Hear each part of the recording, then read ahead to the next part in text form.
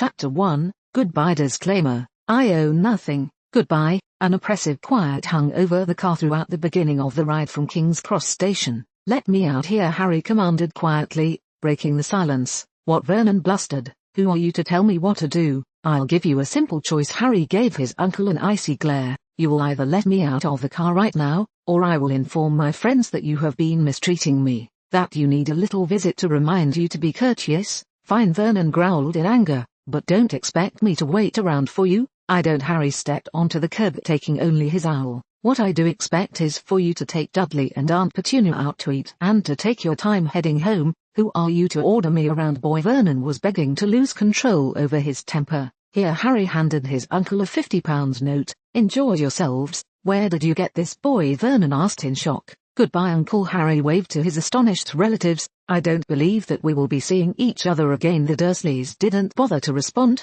choosing to drive away without a backward glance. Harry smiled sadly as he watched them go, and then he opened the cage to let his owl free. Take this to Hermione, girl. He attached a short note to the owl's leg. And stay with you until I come to get you. Hooting sadly, Hedwig gave his ear a last affectionate nip before taking off to deliver her master's message. Harry watched until his beloved pet had faded from sight. Then he turned and began the short walk back to the Wizarding World. Taking a deep breath before he entered the leaky cauldron, Harry opened the door and quickly walked to the door that guarded the entrance to Diagon Alley. He paused for a second in front of the brick entrance, fearing that cries of the boy who lived would erupt from behind, destroying his chance of having an enjoyable summer. After several moments of silence, he tapped the correct sequence on the bricks and walked through the entrance to the Wizarding World. Rushing to Gringotts, he immediately went to the nearest open teller. Yes, the goblin looked down at him. I need a way to access my account while abroad, Harry answered quickly.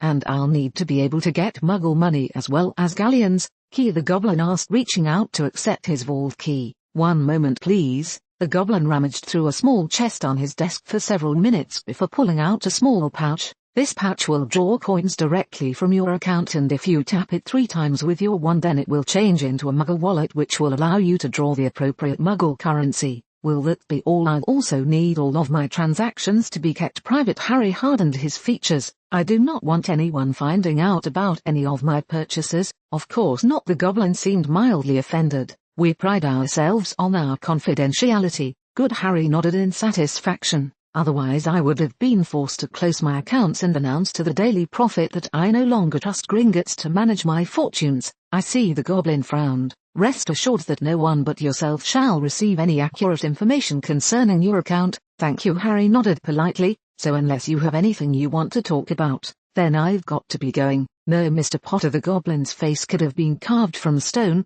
I don't think we have anything else to discuss. Resisting the urge to smirk, Harry turned and slowly made his way towards the exit, for hopeful that his plan to have an enjoyable summer would work for the first time. From Gringotts, Harry made his way to the Ye Olde Travel Shop, which was a small specialty shop for wizards and witches intending to spend time abroad. Harry heard a faint ringing sound as he opened the door, and he looked around for the shopkeeper. What can I do for you? An old man approached. Planning to go abroad, are you? Maybe. Harry shrugged. I just want to drift around and see where I end up. The old man smiled with understanding. Just graduated from one of the magic schools and now you want to go find yourself something like that? Harry agreed with a sad smile. Then I have just the thing for you, the old man replied enthusiastically. My patented ultimate backpacker's kit. It has everything the young wanderer could ask for. A large multi-compartment leather frame pack, charmed to be light as a feather and to hold many times its normal capacity. Really? Harry began to take an interest. What else? It comes with a portable stove, cookware, a tent, sleeping bag and much more. The shopkeeper was really getting into it. Everything you need to travel anywhere from the tropics to the top of Mt. Everest. This pack has it all. Wow. Harry was mildly impressed. What else would you recommend for someone who was planning to drift around? A few more things, sir. He shrugged. The pack contains all of the essentials, but there are several items that I can recommend to make life more pleasant in addition to the pack. The old man looked at Harry's ragged appearance. You will be wanting some new clothing, something to help you with other languages, and it may be a good idea to have a guidebook along as well. Okay? Harry shrugged. Give me the best of whatever you recommend. Just be quick about it. I want to be out of the country as soon as I can. No problems, kid. The shopkeep put several items on the table. These glasses will adjust to any prescription, and in addition to many other things, allow you to read any language. This silver hoop goes in either ear and converts any language you hear into English. This ring goes on whichever hand you use to write with and allows you to write any language.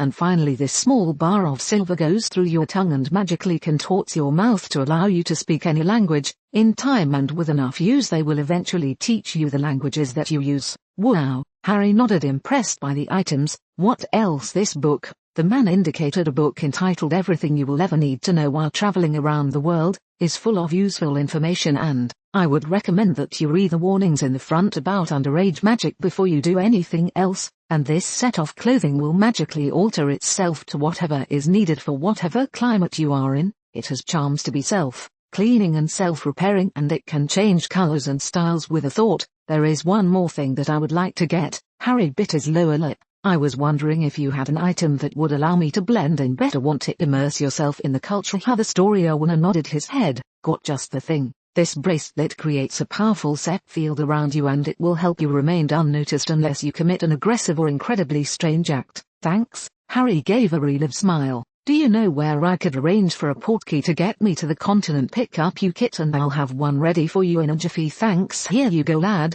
The man handed Harry a small stone. Thanks. How much do I owe you? Don't worry about it, Harry. The man smiled at Harry's shocked look. Consider it a thanks for looking out for us, and sorry about believing the worst of you. It's untraceable and it will take you to Holland. Right about. Harry disappeared. Now, I hope you find what you are looking for, lad. Pandemonium would best describe the scene outside number 4 Privet Drive when the Dursleys arrived without Harry. Within minutes, Albus Dumbledore had arrived along with several members of his order to begin their investigation. The Dursleys say that he had them drop him off in London. Professor, one of the order members reported to the headmaster, says that he didn't want to stay with them and decided to just leave. I found something in their car that belonged to Harry. Remus Lupin ran up brandishing a small paper pamphlet. It has Harry's scent all over it. Thank you, Remus. The headmaster accepted the small pamphlet. I believe it's time I went and had a chat with Harry's friends about his whereabouts. The headmaster appeared before a small upper-class suburban home and rang the doorbell once. Hello. A good-looking woman answered the door. What can I help you with? Greetings. Dumbledore smiled. I am the headmaster at Hermione's school and I was wondering if I could speak with her. Of course. The woman nodded. Won't you come in? Delighted to. Professor Dumbledore, a bushy-headed young woman called from atop a staircase. I'm glad that you got my letter, but I didn't expect to see you this soon. I am afraid that I didn't get any letter, Miss Granger. Dumbledore smiled at her kindly. What was the problem? I got a strange letter from Harry that I thought you should know about. The intelligent young witch looked worried, and I was hoping that you would check to see if he was doing okay. I'm afraid that I have some bad news. Dumbledore took a deep breath. Harry had his uncle drop him off somewhere in London, and he has been missing for several hours. You don't think he got captured, do you? Rest assured that I've had no information that would lead me to the conclusion. The headmaster reached into his robes and pulled out the worn pamphlet that had been found by Remus Lupin. I'm afraid the only clue we have is this brochure that we found in his relative's car.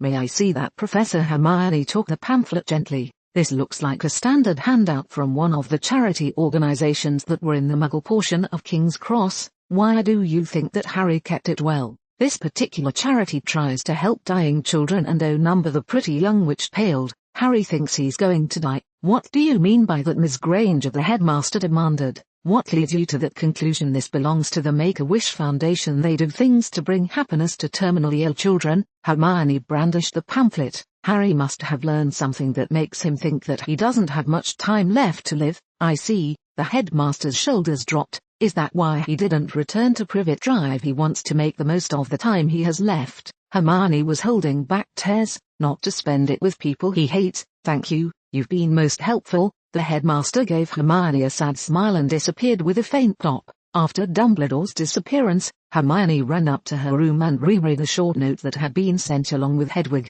Clutching it to her chest, she let the tears fall and hoped for the safe return of her best friend. Hermione, please look over Hedwig. I want to live before I die. Harry, I included the shopping trip because I like writing about the items that one can find. Sure, I could have done something different, but at least I can find myself to one store. Harry sent Hedwig to Hermione for several reasons. One of them is that she does not have access to an owl during the holidays. Got the idea for this from the Make-A-Wish Foundation. Harry is convinced that he is going to die, so he wants to do the things he always wanted to do before he goes. The scene with the goblin was because of all the fics that have Dumbledore watching Harry's funding. He may or may not be in this fic. Don't think that it will be important to the storyline, but I thought that I may as well throw it in. Hermione figured it out because she is a muggle born and be very intelligent. Besides, I like the character and I wanted to give her a bit of screen time. For any who don't know, the Make-A-Wish Foundation tried to give dying children their fondest desire before they die, things like meeting pro athletes and going to Disneyland.